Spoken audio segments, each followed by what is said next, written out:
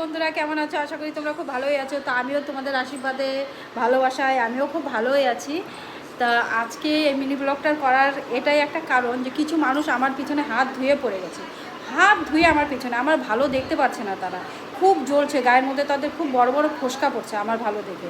তাদের আমার ভালো থাকা, ভালো খাওয়া তাদের একেবারে চোখে সহ্য হচ্ছে না, ঠিক আছে? তা আমি তোমাদের বন্ধু তোমাদেরকেই বলছি যে তোমরা কোনো সময় দুধ দিয়ে কালসাপ পুষবে না, ঠিক আছে? মেয়ে কিন্তু মেয়ের শত্রু হয়ে দাঁড়াচ্ছে আজকাল, যুগটা এমন। কিছু আছে না মানুষ যে তোমাকে কেউ বোন পাতিয়ে বাড়িতে আসবে, কেউ ননদ পাতিয়ে বাড়িতে আসবে, ঠিক আছে? তারাই কিন্তু পরে ছুরিটা ভুগবে তোমার পিছনে, আমি বলে দিচ্ছি। তা এরকম ভুল কখনো করবে না কেউ, কাউকে দুধ দিয়ে কালসাপ কিন্তু ঘরে কখনো নিয়ে আসবে না, ঠিক আছে? আনলে পরে কিন্তু ছবল তারাই মারতে আসে, আমি বলে দিচ্ছি তোমাদেরকে। তো কিছু মানুষ এরকম আমার পিছনেও খুব পড়ে গেছে হাত ধুয়ে, যে আমার ভালোটা তাদের সহ্যই হচ্ছে না, কোনো কিছুতে ওরা মেনে নিতে পারছে না আমি যে এত ভালো আছি, ঠিক আছে?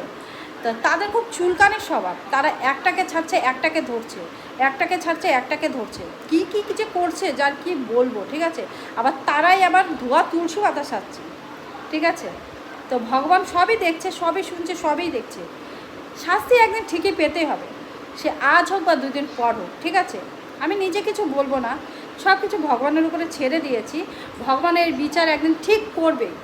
যেহেতু ভগবান শিশুপালকেই ছাড়েনি, তা আমরা কোথাকার কি, আমরা কোথাকার হরিদাস যা আমাদেরকে ছেড়ে দেবে, ঠিক আছে?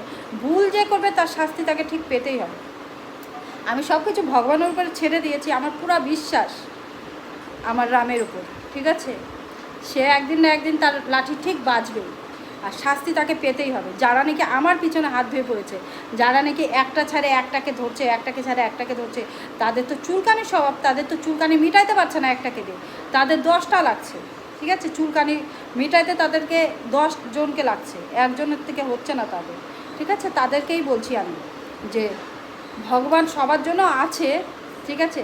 একদিন না একদিন ঠিক বুঝবে কথাটা। বাই বন্ধুরা।